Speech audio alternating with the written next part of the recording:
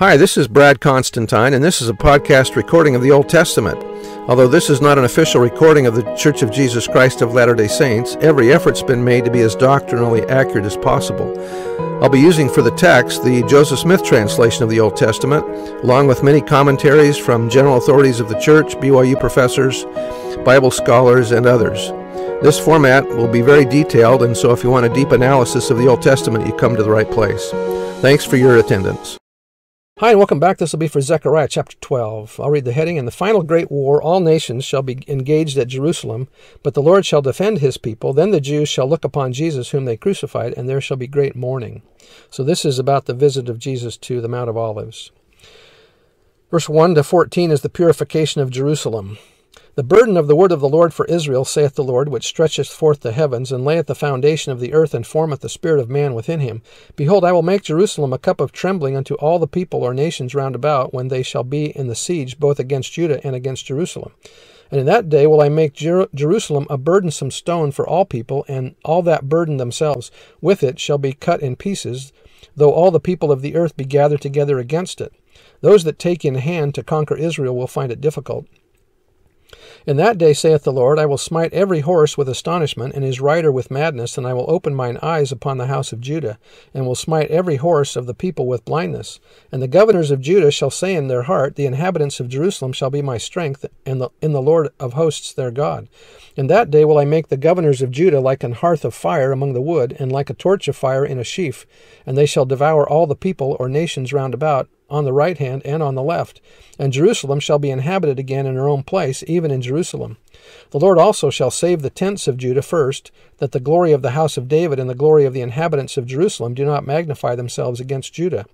In that day shall the Lord defend the inhabitants of Jerusalem, and he that is feeble among them at that day shall be as David, and the house of David shall be as God, as the angel of the Lord before them. And it shall come to pass in that day that I will seek to destroy all the nations that come against Jerusalem. So this is the battle of Armageddon, as I mentioned before. And I will pour upon the house of David and upon the inhabitants of Jerusalem the spirit of grace and of supplications. And they shall look upon me whom they have pierced, and they shall mourn for him as one mourneth for his only son, and shall be in bitterness for him as one that is in bitterness for his firstborn. In that day shall there be a great mourning in Jerusalem, as the mourning of Hadad-rimon in the valley of Megiddon. The mourning of King Mosiah, there will be a national mourning when they realize that they have killed their Messiah.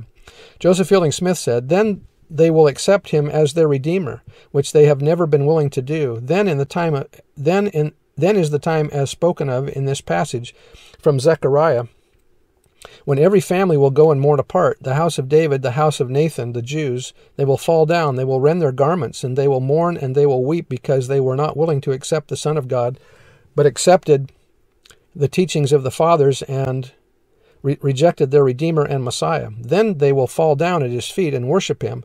After these days will come their redemption and the building of Jerusalem. They will be given their own land again, and every man will live under his own vine and his own fig tree, and they will learn to love the Lord and keep his commandments and walk in the light. And he will be their God, and they will be his people, and that is right at our doors. Again, that was by Joseph Fielding Smith. Verse 12, And the land shall mourn, every family apart, the family of the house of David apart, and their wives apart, the family of the house of Nathan apart, and their wives apart, the family of the house of Levi apart, and their wives apart, the family of Shemaiah apart, and their wives apart, all the families that remain, every family apart, and their wives apart.